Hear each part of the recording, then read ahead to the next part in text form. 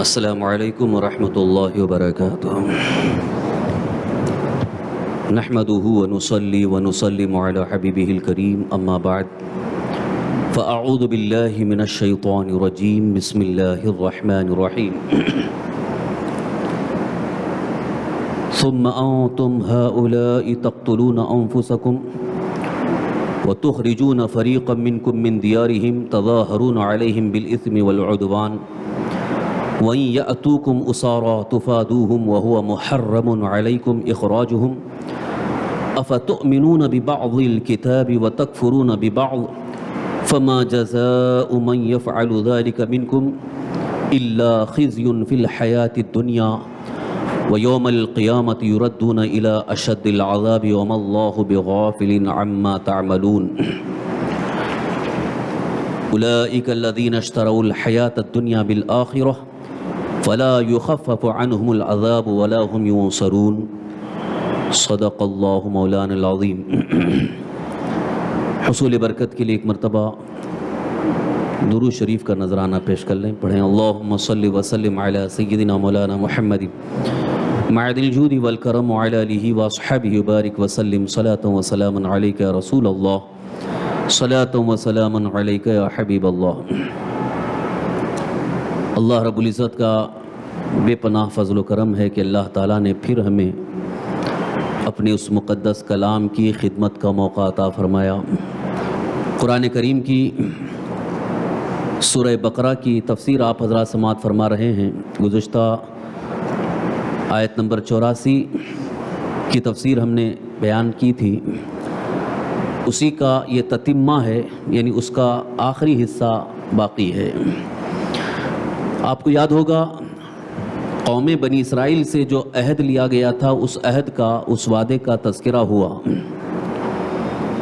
اب پھر انہوں نے جو عہد شکنی کی یعنی وعدے کو توڑا، تو وعدہ توڑنے والوں کا کیا عذاب ہے، ان کی کیا سزا ہے، اس کا بھی تذکرہ ہے۔ ساتھ ہی ساتھ انہوں نے جو دعویٰ کیا تھا، اس دعوے کے خلاف ان کا عمل ہے، اس کا بھی یہاں تذکرہ ہے۔ آیت کریمہ کی تفسیر بیان کرنے سے پہلے اسلامی اصول اور ضابطے کے متعلق ایک بات آپ کی معلومات کے لیے عرض کرنا چاہوں گا۔ آپ کو یہ تو اچھی طرح سے معلوم ہے کہ کسی کی برائی، کسی کی پیٹھ پیچھے اس کی عیب جوئی کرنا یہ شرعاً ناجائز ہے، حرام ہے،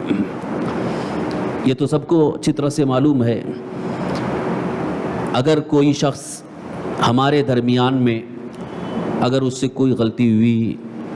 جیسے مثال کے طور پر چوری کیا، زنا کیا، کوئی بدکاری کیا، تو اب اس کا تذکرہ دوسرے کے سامنے کرنا یہ عیب جوئی ہے، یہ تو شرعاً منع ہے کہ کسی کی پیٹھ پیچھے اس کی برائی کرنا یہ سخت منع ہے۔ عیب جوئی کو قرآن کریم میں غیبت فرمایا گیا ہے، جو کہ سخت حرام ہے، مردار بھائی کے گوشت کھانے کے جیسے اس کو کہا گیا۔ اب یہاں ایک سوال یہ پیدا ہوتا ہے کہ یہودیوں کے، وہ بھی گزشتہ زمانے کے، یعنی پہلے زمانے کے قوم بنی اسرائیل کے یہودیوں کے چند معاملات کو یہاں پر ذکر کیا جا رہا ہے، تو یہ عیب جوئی میں شمار ہے کہ نہیں؟ سوال ہی پیدا ہوتا ہے۔ شریعت میں کسی کی پیٹھ پیچھے برائی کرنے سے منع کیا گیا ہے، تو پھر یہودیوں نے جو غلطیاں کی ہیں یا ان کے جو بھی معاملات ہوئے، اس کا یہاں پر تذکرہ کیوں کیا جا رہا ہے؟ انہوں نے وعدہ کیا تھا کہ کسی کو قتل نہیں کریں گے، لیکن قتل کیے، کسی کو اپنے شہر سے نکالیں گے نہیں، یہ وعدہ کیا تھا اور نکالے۔ ابھی یہاں جو تذکرہ ہونے جا رہا ہے کہ تورات میں جو ان کے لیے احکام آئے تھے، ان احکام کی خلاف ورزی انہوں نے کیا۔ تورات جو حضرت موسیٰ علیہ السلام پر نازل ہوئی، اس تورات کے اندر یہ احکام تھے ان کے لیے، یہ حکم تھا کہ پوری کتاب پر ایمان لانا، اور کتاب میں جو احکام آئے، جو حکم دیا گیا اس پر پورا عمل کرنا، لیکن انہوں نے عمل نہیں کیا، اس کے خلاف کیا۔ تو جو انہوں نے خلاف کیا تو اس کا یہاں پر ذکر کیا جا رہا ہے قرآن پاک میں۔ تو اب ذہن میں ایک سوال یہ پیدا ہوتا ہے کہ آخر یہ ان کی عیب جوئی یا غیبت تو نہیں ہے۔ اصول یہ ہے کہ اگر ہمارے درمیان یا کسی دوسری قوم کا، دوسرے فرقے کا شخص، اس کی برائی یا اس کا کوئی ایسا عیب کہ جس کی وجہ سے ہمارے درمیان کوئی بڑا فتنہ پیدا ہو سکتا ہے، تو اس کے بارے میں ظاہر کر دینا تاکہ ہماری قوم کے لوگ اس کے جیسے عمل میں مبتلا نہ ہوں، تو یہ بہتر ہے۔ اس کو عیب جوئی نہیں کہا جائے گا، اس کو غیبت میں نہیں شمار کیا جائے گا۔ جیسے مثال کے طور پر فلاں قوم کا کوئی شخص ایسا اس نے کیا ہے تاکہ ہماری قوم کا کوئی فرد جو ہے وہ ایسا نہ کرے، تو اس کا اظہار کرنا، اس کو ظاہر کر کے یہ بتانا کہ یہ سخت حرام ہے، یہ ناجائز ہے، اور ایسا شخص جو ہے وہ دنیا میں بھی ذلیل و رسوا ہے اور آخرت میں اس پر عذاب ہوگا، یہ تذکرہ کرنا یہ غیبت میں نہیں ہے، بلکہ یہ حق ظاہر کرنا ہے تاکہ لوگوں کو صحیح اور غلط کا پتہ چل سکے۔ آپ کو بات سمجھ میں آ رہی ہوگی۔ کبھی کبھی علماء کرام تقریروں میں، اپنے خطابات میں کچھ دوسرے فرقے کی غلطیوں کو سامنے رکھتے ہیں کہ فلاں فرقہ ان کے اندر یہ غلطیاں ہیں، ان کے اندر یہ کمیاں ہیں، اور ان کے عقائد ایسے ہیں، تو ان عقیدوں کو بیان کر کے اگر ہماری قوم کو بچنے کی تاکید کی جائے تو اسے غیبت نہیں کہا جائے گا، بلکہ یہ حق بیانی ہے تاکہ ہماری قوم کو قرآن و حدیث کی روشنی میں، اللہ اور اس کے رسول کے ارشادات کی روشنی میں صحیح کیا ہے وہ پتہ چل جائے اور غلط سے اپنے آپ کو بچا سکیں۔ تو یہاں پر یہودیوں کے متعلق جو کچھ بھی ذکر آ رہا ہے، جو کچھ بھی یہاں پر تذکرہ ہو رہا ہے، یہ نہ سمجھیں کہ یہ ان کی برائی کی جا رہی، بلکہ ان کی برائیوں کو اور ان کی بدعمالیوں کو ذکر کر کے امت مصطفیٰ کو صحیح راستہ بتایا جا رہا ہے کہ آپ اس طرح کی حرکتوں میں نہ پڑیں، بلکہ اپنے آقا اللہ کے حبیب سرور کائنات صلی اللہ علیہ وسلم کے نقش قدم پر چلنے کی کوشش کریں۔ یہودیوں کی ایک سب سے بڑی غلطی یہ تھی کہ وہ دعویٰ تو کرتے تھے کہ ہم اللہ کی کتاب پر ایمان لائے، اللہ کے رسولوں پر ایمان لائے، لیکن وہ دعویٰ تو صرف زبانی تھا، مگر عملی طور پر وہ حضور صلی اللہ علیہ وسلم پر ایمان نہیں لاتے تھے۔ سرکار دو عالم صلی اللہ علیہ وسلم جو اللہ کے آخری نبی ہیں، سارے نبیوں میں سب سے افضل ہیں، جن کے صدقے میں اللہ نے ساری کائنات کو وجود بخشا، حضور صلی اللہ علیہ وسلم پر ایمان لانے میں ان کو اعتراض تھا اور طرح طرح کی باتیں بناتے تھے، بہانے بازی کرتے تھے، یہاں تک کہتے تھے کہ یہ نبوت ان کو کہاں سے مل سکتی ہے، نبوت تو قوم بنی اسرائیل میں آئی ہے۔ نبوت یعنی نبی ہونے کا جو شرف اللہ نے عطا فرمایا، نبوت، رسالت، یہ بڑی عظیم ذمہ داری اور ایک بہت بڑا شرف ہے، بہت بڑی فضیلت ہے۔ یہودی یہ کہتے تھے کہ نبوت ہماری قوم یعنی قوم بنی اسرائیل میں ہی صرف رہے گی، اور حضور صلی اللہ علیہ وسلم بنی اسرائیل سے نہیں ہیں، بنو اسماعیل سے ہیں، تو اس لیے وہ سرکار دو عالم صلی اللہ تعالی وسلم پر ایمان لانے سے کتراتے تھے، یہاں تک کہ حضور صلی اللہ علیہ وسلم کو اللہ کے نبی مانتے ہی نہیں تھے، حالانکہ پہچانتے تھے، جانتے تھے کہ اللہ کے آخری نبی یہی ہیں، لیکن مانتے نہیں تھے۔ تو پتہ چلا کہ صرف جاننے کا نام ایمان نہیں ہے، بلکہ ماننے کا نام ایمان ہے۔ اگر آج بھی کوئی غیر مسلم کھل کے یہ کہتا ہے، جیسا کہ بہت سارے غیر مسلم جو ان کے دانشور ہیں، پنڈت ہیں، آچاریہ ہیں، حضور صلی اللہ علیہ وسلم کی بڑی تعریف کرتے ہیں، اور تعریف کے حقدار ہی ہیں، کیونکہ اللہ نے ایسی شان عطا فرمائی ہے، ہر ایک کو تعریف کرنا ہی ہے۔ اگر کوئی بدگوئی کر رہا ہے تو یہ اس کے اپنے اندھے ہونے کا وہ ثبوت پیش کر رہا ہے، ورنہ حق تو یہ ہے کہ اللہ تعالیٰ نے بڑی عظیم شان عطا فرمائی ہے سرکار دو عالم صلی اللہ علیہ وسلم کو۔ تو کبھی کبھی وہ تعریف کرتے ہیں، بڑے اچھے انداز میں ذکر بھی کرتے ہیں، اور حضور صلی اللہ تعالی وسلم کے فضائل بیان کرتے ہیں، تو اس کا مطلب یہ ہے کہ وہ جانتے ہیں کہ حق یہی ہے، لیکن مانتے نہیں۔ تو ہمارے ایمان کے لیے، اسلام کے لیے صرف جاننا کافی نہیں ہے، بلکہ ماننا ضروری ہے۔ جو مانتا ہے وہی مومن ہے، اور جو نہیں مانتا ہے وہ مومن ہوا ہی نہیں ہے۔ تو یہودیوں کا ایمان سلامت نہیں تھا، ان کا ایمان درست نہیں تھا، کیونکہ وہ جانتے تھے لیکن مانتے نہیں تھے۔ اسی سورہ بقرہ میں آخر میں انشاءاللہ وہ آیت آئے گی اللہ تعالیٰ نے ارشاد فرمایا یعرفونہ کما یعرفون ابناءہم،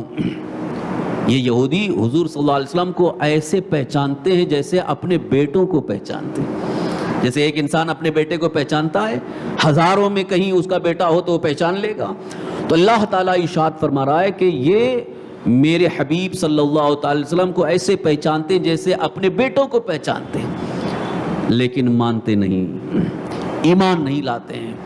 اسی بنیاد پر ان کی مذمت کی جا رہی ہے اور ان کی یہاں پر برائی بیان کی جا رہی ہے، تاکہ امت مسلمہ یعنی مومن جو اللہ اور اللہ کے رسول صلی اللہ علیہ وسلم پر ایمان لانے والے ہیں، ان کا ایمان مضبوط ہو جائے اور یہودیوں کی طرح ان کے اندر ایسی بدعمالیاں نہ آنے پائیں، اس کی وجہ سے یہاں تذکرہ کیا جا رہا ہے۔ اب آیت کا سادہ ترجمہ، بالکل سادہ ترجمہ، جس سے آپ اس پورے مفہوم کو، خلاصے کو اچھی طرح سے سمجھ جائیں گے۔ اللہ تعالیٰ یوں ارشاد فرماتا ہے ثم انتم ہؤلاء تقتلون انفسکم، پھر یہ جو تم ہو اپنوں کو قتل کرنے لگے، وتخرجون فریقا منکم من دیارہم، اور اپنے میں سے ایک گروہ کو ان کے وطن سے نکالتے ہو، تظاہرون علیہم بالاسم والعدوان، اور ان پر مدد دیتے ہو یعنی ان کے مخالف کو گناہ اور زیادتی میں، وَإِن يَأْتُوكُمْ أُسَارَىٰ تُفَادُوهُمْ وَهُوَ مُحَرَّمٌ عَلَيْكُمْ، اور تمہارے پاس اگر وہ قیدی ہو کر کے آئیں تو بدلہ دے کر کے چھڑا لیتے ہو، جبکہ ان کا نکالنا تم پر حرام ہے۔ أَفَتُؤْمِنُونَ بِبَعْضِ الْكِتَابِ وَتَكْفُرُونَ بِبَعْضِ، تو کیا تم خدا کے کچھ حکموں پر ایمان لاتے ہو اور کچھ کا انکار کرتے ہو؟ فَمَا جَزَاءُ مَن يَفْعَلُ ذَلِكَ مِنكُمْ، تم میں جو ایسا کرے اس کا بدلہ کیا ہونا چاہیے؟ إِلَّا خِزْيٌ فِي الْحَيَاةِ الدُّنْيَا، اس کا تو بدلہ کہ دنیا میں وہ رسوا ہو، وَيَوْمَ الْقِيَامَةِ يُرَدُّونَ إِلَىٰ أَشَدِّ الْعَذَابِ، اور قیامت کے دن سخت ترین عذاب کی طرف پھیرے جائیں گے۔ وَمَا اللَّهُ بِغَافِلٍ عَمَّا تَعْمَلُونَ، اور اللہ تعالیٰ تمہارے کاموں سے بے خبر نہیں ہے، اللہ تعالیٰ کو تمہارے کاموں کی خبر ہے۔ اولئک الذین اشتروا الحیاۃ الدنیا بالآخرہ، یہ وہ لوگ ہیں جنہوں نے آخرت کے بدلے دنیا کی زندگی کو خرید لیا۔ فلا یخفف عنہم العذاب، تو ان پر عذاب ہلکا نہیں ہوگا، ولا هم ینصرون، اور ان کی مدد بھی نہیں کی جائے گی۔ تو یہ یہود جو حضور صلی اللہ علیہ وسلم کے زمانے کے یہودی ہیں، ان کے بارے میں، ان کو مخاطب کر کے ان کے آبا و اجداد کے بارے میں بتایا جا رہا ہے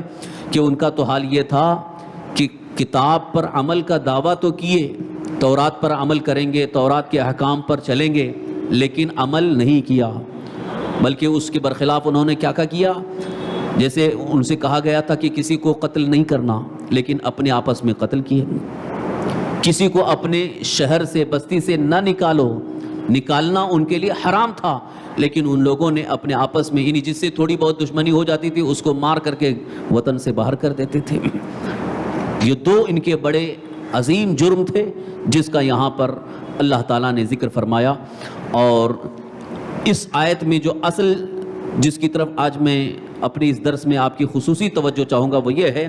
اللہ تعالیٰ نے ان کو مخاطب کر کے یہ فرمایا اَفَتُؤْمِنُونَ بِبَعْضِ الْكِتَابِ وَتَكْفُرُونَ بِبَعْضِ، کیا بعض پر ایمان لاتے ہو اور بعض کا انکار کرتے ہو؟ کتاب سے مراد یعنی تورات میں جو بھی احکام آئے ہیں ان میں سے چند کو مان رہے ہیں، چند پر عمل کر رہے ہیں اور چند کا انکار کر رہے ہیں۔ جیسا کہ آج بھی ہماری قوم میں بھی یہ چیز ہے، قرآن مقدس پر ہمارا پورا ایمان ہے، قرآن کے ہر حرف پر ہمارا ایمان ہے، ایمان ہے کہ نہیں؟ بلکہ مسلمان کے لیے یہ لازم ہے، ضروری ہے کہ قرآن کے ہر حرف پر اس کا ایمان ہو، قرآن کے ہر حکم پر اس کا ایمان ہو۔ لیکن اگر یہ کہتا ہے کہ قرآن پر ہمارا ایمان ہے، قرآن کو ہم دل و جان سے مانتے ہیں، لیکن کہیں کہیں زندگی میں کچھ ایسے معاملات آتے ہیں وہاں قرآن کے حکم کو ٹھکراتا ہے، تو آپ بتائیے وہ اچھا کر رہا ہے کہ غلط کر رہا ہے؟ یہ تو ہمیں خود اس کا احساس ہوگا کہ یہ قرآن کو ماننے کا ہم دعویٰ کریں اور قرآن کے بعض احکام کا انکار کریں تو ظاہر سی بات ہے کہ اس پر ذلت و رسوائی تو مقدر ہوگی، جیسا کہ یہودیوں کے لیے اللہ تعالیٰ نے فرمایا کہ تم کتاب اللہ کے یعنی تورات کے بعض احکام کو تم مانتے ہو اور بعض کا انکار کرتے ہو، بعض کو ٹھکراتے ہو۔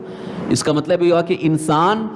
اپنی خواہش نفس کے مطابق چلنا چاہتا ہے، لیکن اللہ تعالیٰ نے جو کتاب میں احکام نازل فرمائے اس کو اگر چھوڑ کر کے کوئی انسان چلنا چاہے تو پھر زندگی بھر وہ ٹھوکریں کھاتا رہے گا، زندگی بھر اس کے لیے طرح طرح کے مصائب و آلام سامنے کھڑے ہوں گے اور پھر آخرت کا عذاب الگ ہوگا۔ اس لیے یہاں پر خاص طور پر اس چیز کی طرف آج میں آپ کو توجہ دلانا چاہوں گا کہ اللہ تبارک تعالیٰ کو یہ بالکل پسند نہیں ہے کہ اس کی کتاب اور اس کے احکام میں سے چند کو مان لے اور چند کا انکار کرے۔ انکار کرنا مطلب یعنی اس پر عمل نہ کرنا، یہ بھی تو انکار کی ایک طرح سے صورت بن رہی ہے۔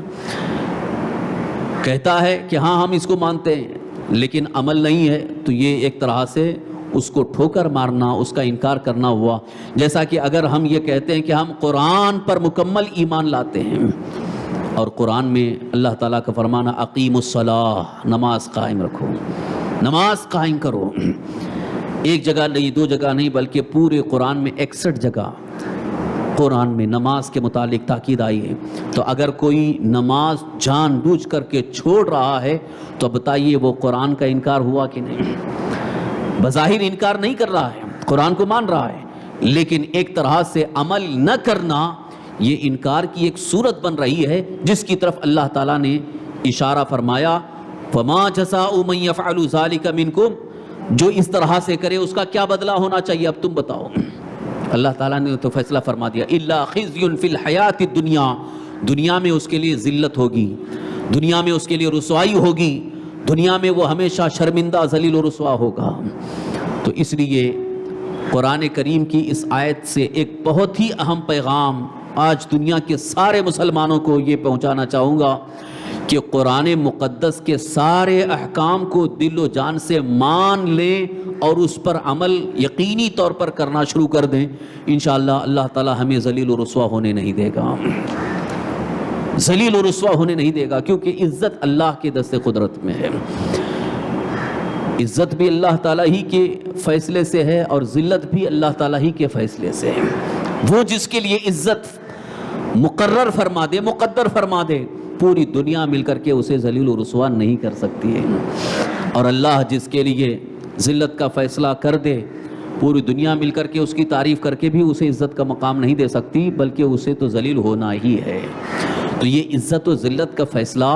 رب قدیر کے قبضہ قدرت میں ہے، تو ہمیں اللہ تعالیٰ کی رضا اور اللہ تعالیٰ کی خوشنودی کے لیے اس کے مکمل احکام پر عمل کرنے کی کوشش کرنا چاہیے۔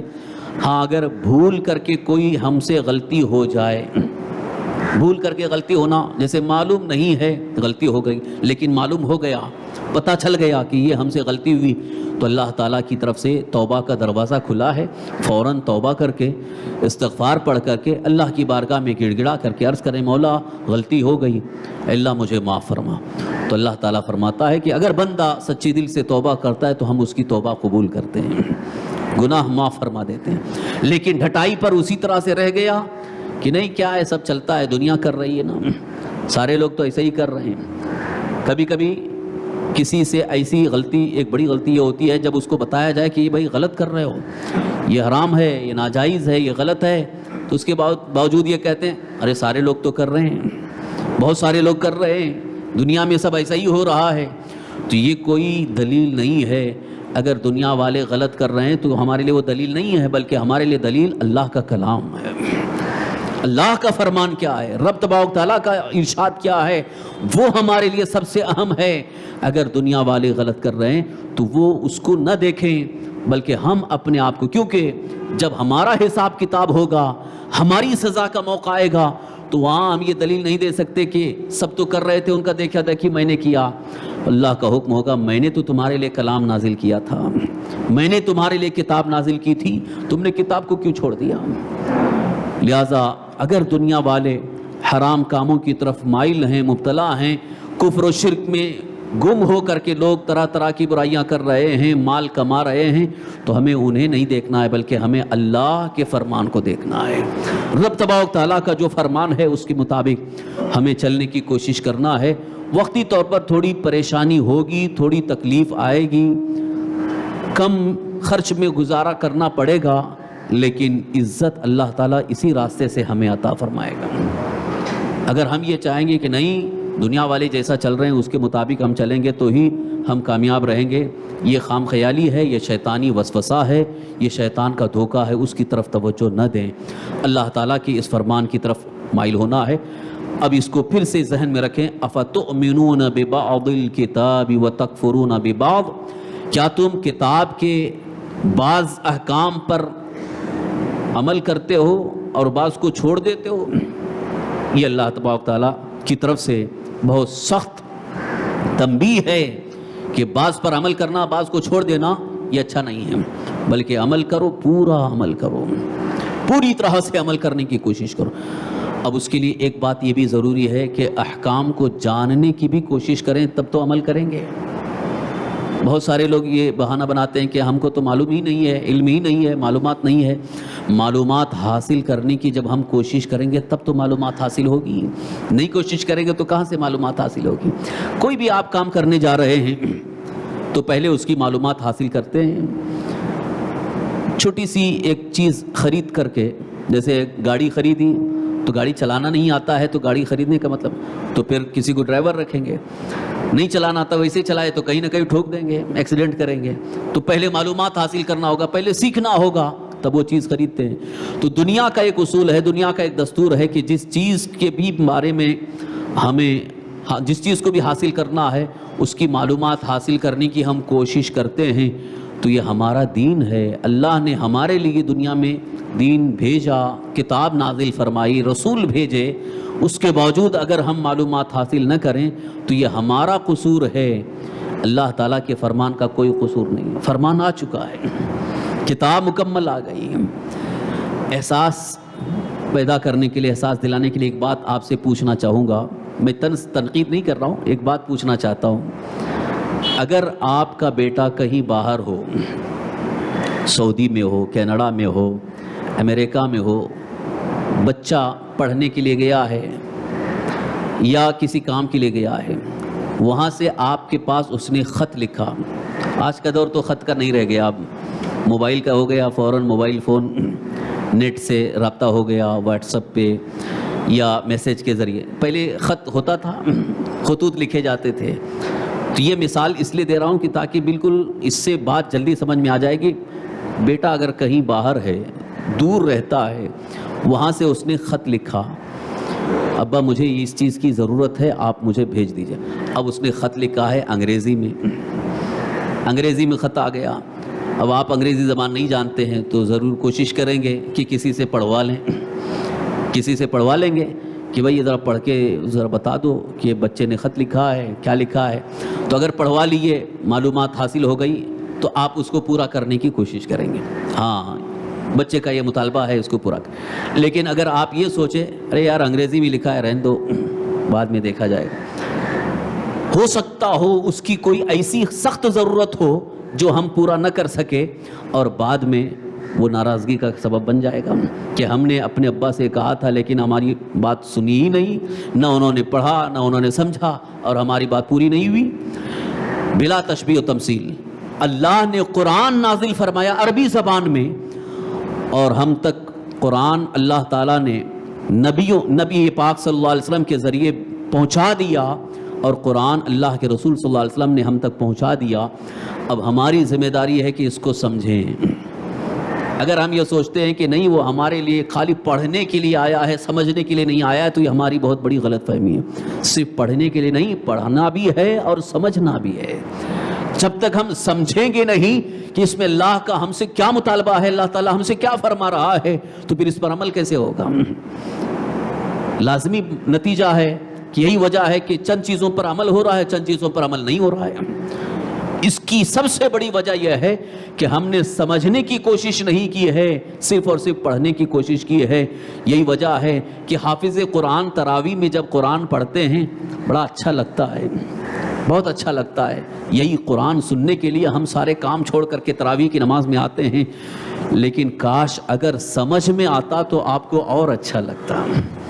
قرآن اگر سمجھ میں آنے لگتا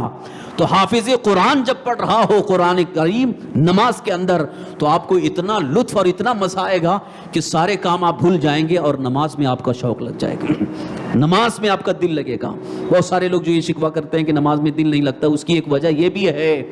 کہ قرآن ہم سمجھتے نہیں ہیں۔ جس دن قرآن سمجھنے لگ جائیں گے اس دن ہم کو نماز میں اتنا لطف اور اتنا مزہ آئے گا کہ دنیا کا کوئی کام ہم کو اچھا نہیں لگے گا۔ یہی سب سے بڑی چیز ہے۔ تو قرآن کو سمجھنے کے لیے، قرآن کے احکام کو سمجھنے کے لیے کوشش ہماری طرف سے ہونی چاہیے۔ جتنی آپ کوشش کریں گے اللہ تعالیٰ کوئی نہ کوئی سبب پیدا فرما دے گا۔ رب تبارک تعالیٰ تو کریم ہے، وہ مہربان ہے، لیکن یہ سمجھ کر کے ہم بیٹھ جائیں کہ اللہ مہربان ہے، اللہ تعالیٰ معاف فرما دے گا، یہ کافی نہیں ہے۔ اللہ کی مہربانی، اس کا رحم و کرم بالکل اپنی جگہ حق ہے، مگر کوشش یہ ہماری بہت بڑی ذمہ داری ہے، اور کوشش کرتے رہیں تاکہ ہم اچھی طرح سے قرآن کو بھی سمجھ سکیں، اللہ کے احکام کو سمجھ سکیں، تاکہ پھر جان بوجھ کر کے ہماری طرف سے کوئی قرآن کے حکم کے خلاف عمل نہ ہونے پائے۔ بھول کر کے ہو رہا ہے تو الگ بات ہے، لیکن جان بوجھ کر کے ہوتا ہے تو پھر وہ اس کی ڈبل سزا ہوگی۔ اور ساتھ ہی ساتھ احکام کے اندر کچھ ایسے بھی احکام ہیں کہ حکم تو نافذ ہو جاتا ہے، ہم نے اگر عمل نہیں کیا لا علمی میں، یعنی معلوم نہیں تھا، لیکن قرآن کا حکم آ چکا ہے اور ہم اگر اس پر یہ کہیں گے کہ ہم کو معلوم نہیں تھا تو یہ بہانہ نہیں مانا جائے گا، بلکہ شریعت کا حکم نافذ ہو جائے گا۔ جیسے مثال کے طور پر آج کل طلاق کا بہت زیادہ مسئلہ چل رہا ہے۔ اگر کسی نے اپنی بیوی کو ہوش و حواس کی حالت میں 3 طلاق دے دیا، کہہ دیا جا میں نے تجھے طلاق دیا طلاق دیا طلاق دیا، تو اب وہ طلاق ہو گئی، اس کی بیوی اس پر حرام ہو گئی۔ قرآن میں اللہ تعالیٰ نے ارشاد فرمایا فَإِن طَلَّقَا فَلَا تَحِلُّ لَهُ مِن بَعْدُ حَتَّى تَنكِحَ زَوْجًا غَيْرَهُ، یہی سورہ بقرہ دوسرے پارے کی آیت ہے۔ اللہ تعالیٰ نے ارشاد فرمایا اگر تیسری طلاق دے دیا تو اب وہ اس کے لیے حلال نہیں ہے، فَلَا تَحِلُّ لَهُ، وہ اس کے لیے حلال نہیں ہے، یعنی وہ عورت اس کے لیے حلال نہیں ہے۔ اب اس کے لیے کیا طریقہ ہے وہ آگے ہے، لیکن اب یہاں پر بعض لوگ آ کر کے کہتے ہیں حضرت ہم کو معلوم نہیں تھا، غصے میں دے دیا، ہم کو معلوم نہیں تھا۔ اب آپ کو معلوم نہیں تھا، آپ نے دے دیا، لیکن اب شریعت کا حکم نافذ ہو گیا۔ اب آپ کی یہ غلطی نہیں مانی جائے گی کہ آپ کو اس سے غلطی ہو گئی، معلوم نہیں تھا، بھول گئے، زبان سے نکل گیا، وہ طلاق ہو گئی۔ یہ بالکل ایسی ہے مثال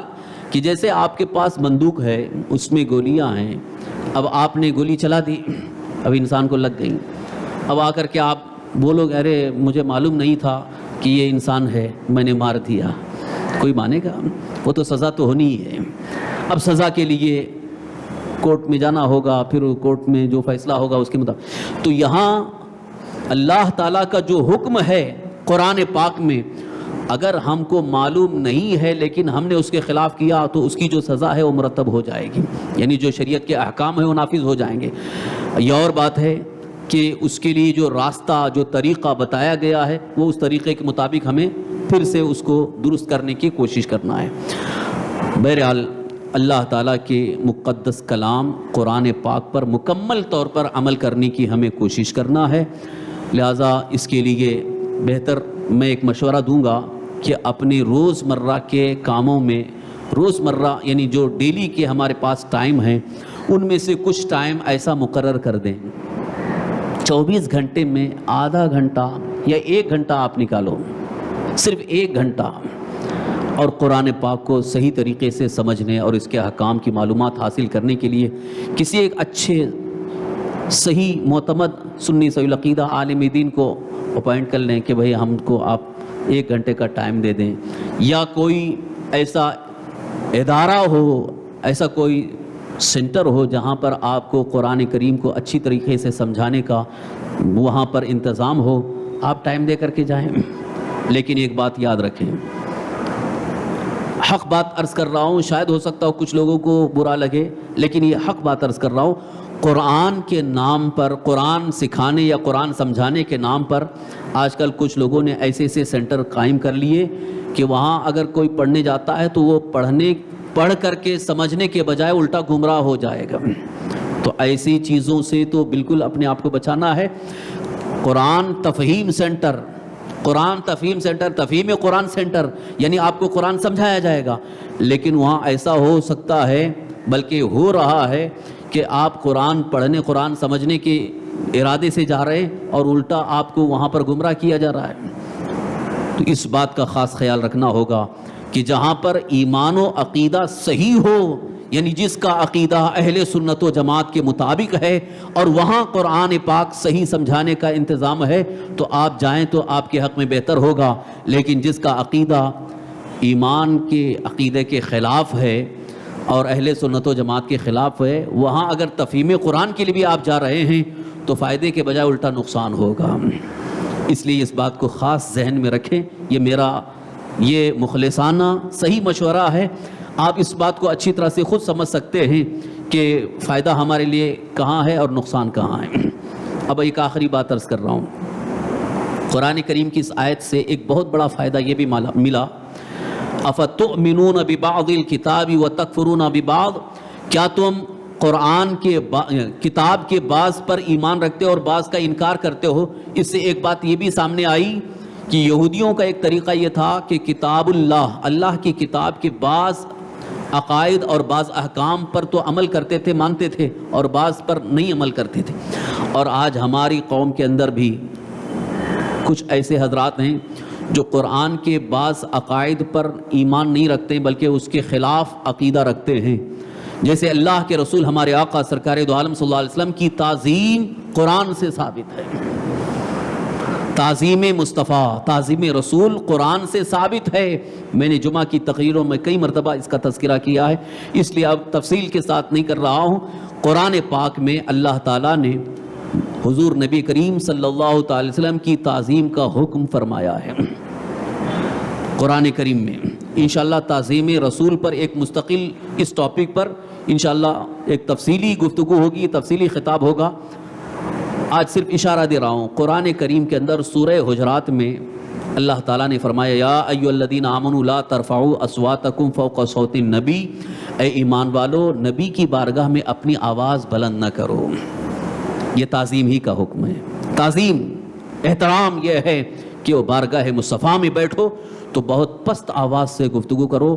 اور قرآن کریم میں ایک جگہ اللہ تعالیٰ نے ارشاد فرمایا یا ایھا الذین آمنوا لا تقولوا راعنا وقولوا انظرنا واسمعوا، اے ایمان والو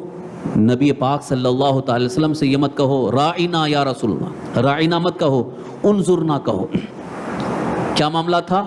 کہ جب صحابہ کے سامنے حضور صلی اللہ علیہ وسلم کچھ بیان کرتے تھے تو جب بات نہیں سمجھ میں آتی تھی تو صحابہ یہ کہتے تھے راعنا یا رسول اللہ۔ راعنا کا مطلب ہماری رعایت کیجئے، ہمارا خیال کیجئے، یعنی دوبارہ عرض کیجئے، دوبارہ ارشاد فرمائیے۔ جیسے کبھی کبھی ہوتا ہے نا کہ شاعر نے کوئی کلام پیش کیا اور نہیں سمجھ میں آیا تو بھی ہم کہتے ہیں دوبارہ ارشاد ہو، یا اگر اچھا لگا تو بھی کہتے ہیں دوبارہ ارشاد ہو۔ تو صحابہ کی ایک عادت تھی کہ اگر حضور صلی اللہ علیہ وسلم کی کوئی گفتگو سمجھ میں نہیں آئی تو وہ کہتے تھے راعنا، یہ لفظ ہے راعنا، را الف عین نون الف، راعنا، اس کا مطلب ہے کہ ہماری رعایت کیجئے، یعنی دوبارہ ارشاد فرمائیے، دوبارہ اس کو آپ ذکر کریں۔ تو حضور صلی اللہ علیہ وسلم 2 بار 3 بار اس کو بیان کرتے تھے، لیکن یہودیوں نے اسی لفظ کو حضور صلی اللہ علیہ وسلم کی شان میں توہین اور گستاخی کے لیے استعمال کرنا شروع کر دیا۔ کیا کہنے لگے؟ راعینا، معاذ اللہ رب العالمین۔ راعی کا مطلب ہے چرواہا، بکریوں کو چرانے والا،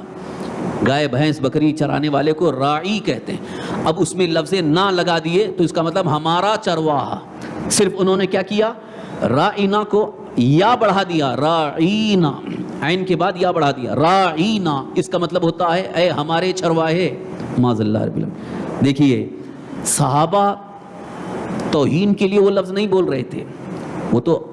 اپنی ضرورت کے لیے بول رہے تھے، لیکن یہودیوں نے اسی لفظ کو حضور صلی اللہ علیہ وسلم کی شان گھٹانے کے لیے، توہین کے لیے استعمال کرنا شروع کیا۔ تو قرآن میں فوراً طور پر اللہ تعالیٰ نے یہ حکم نازل فرمایا یا ایھا الذین آمنوا، اے ایمان والو لا تقولوا راعنا۔ اب نبی پاک صلی اللہ علیہ وسلم کی بارگاہ میں اگر کوئی جملہ نہ سمجھ میں آئے تو راعنا بھی مت کہو،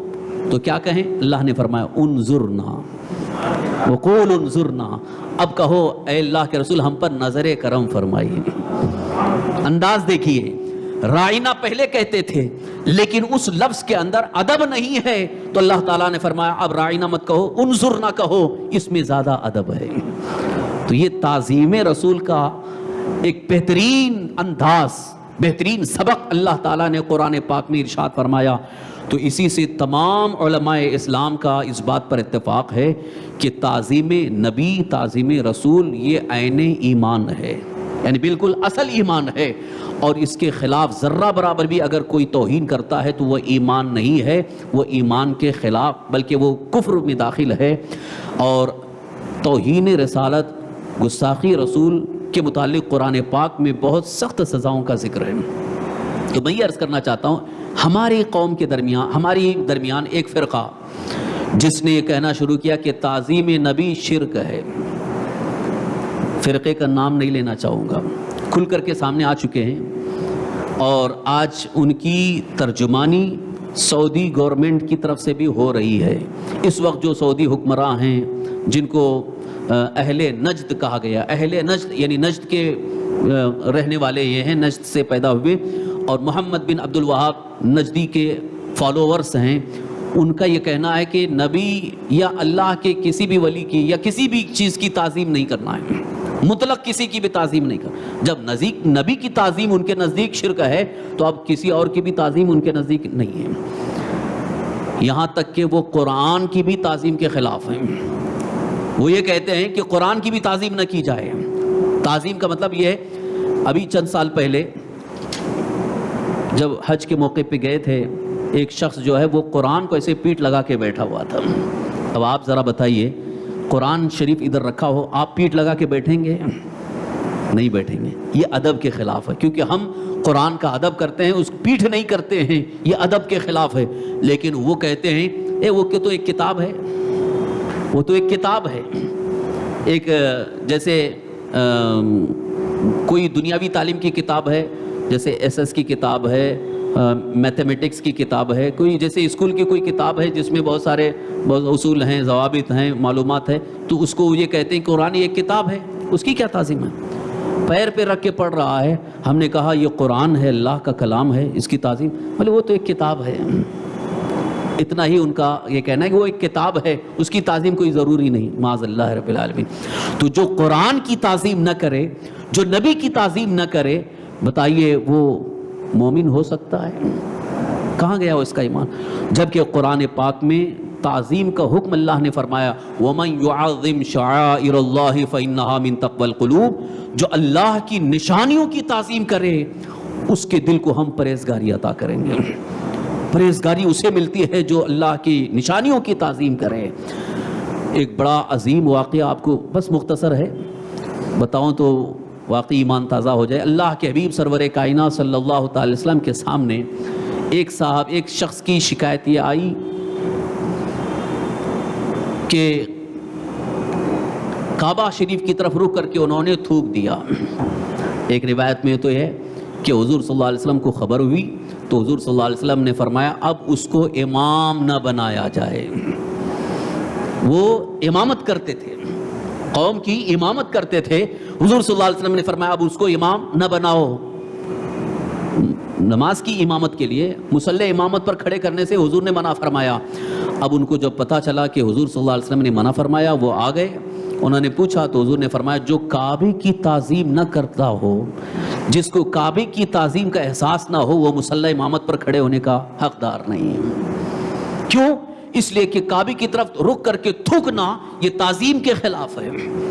اب آپ سوچئے کہ وہ شخص جس نے خانہ کعبہ کی طرف، جیسے پچھم کی طرف، قبلے کی طرف رخ کر کے تھوک دیا، وہ کعبے کی تعظیم کے خلاف ہو گیا، اور وہ شخص مصلی امامت پر کھڑے ہونے کا اہل نہیں ہے۔ حضور صلی اللہ علیہ وسلم نے فرمایا کہ اسے مصلی امامت پر نہ کھڑا کرو۔ تو جو نبی کی تعظیم نہیں کرتا ہے وہ امام ہونے کا اہل کیسا ہے؟ اس کے پیچھے نماز کیسے ہوگی؟ لوگ کہتے ہیں کہ ارے اس میں کیا ہوگا، وہ بھی تو اچھا قرآن پڑھتے ہیں، وہ بھی تو اچھا بہت اچھے انداز میں تلاوت کرتے ہیں، ان کے پیچھے نماز پڑھنے میں کیا ہے، وہ تو عالم ہیں، وہ دیندار ہیں، پرہیزگار ہیں۔ ساری پرہیزگاری ایک طرف ہے اور تعظیم نبی کے خلاف ہونے کی وجہ سے سب کا سب ختم ہو جاتا ہے، وہاں ایمان ہی ختم ہو گیا، تو پھر نماز کہاں سے ہو گئی؟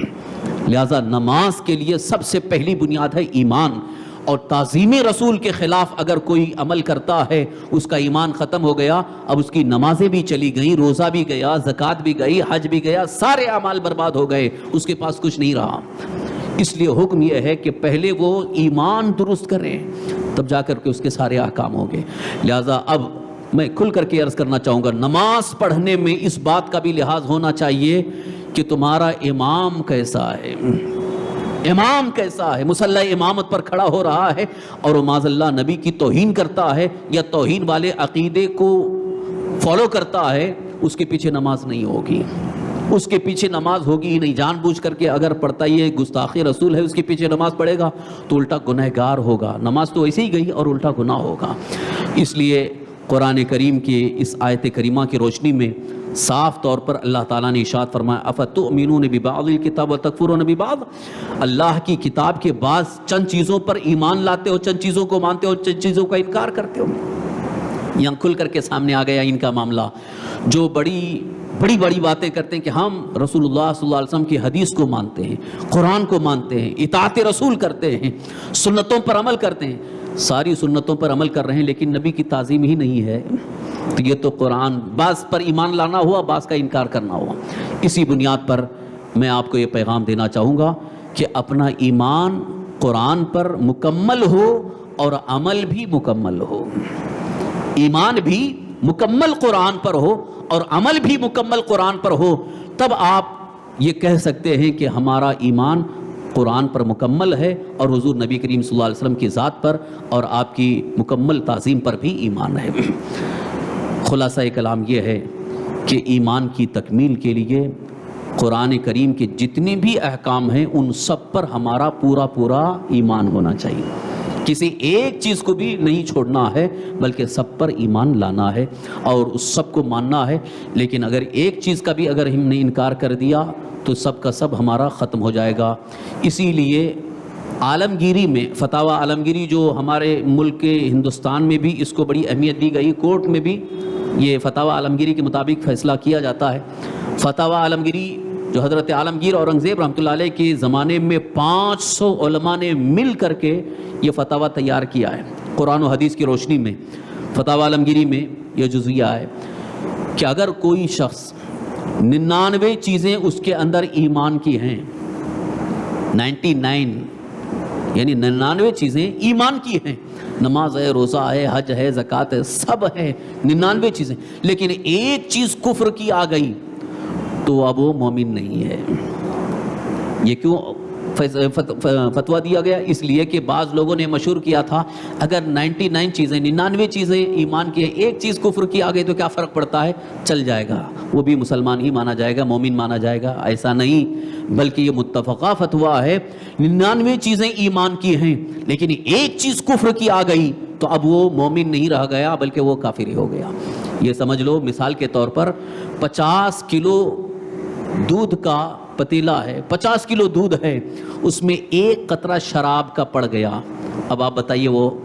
پاک رہے گا ہمارے لیے؟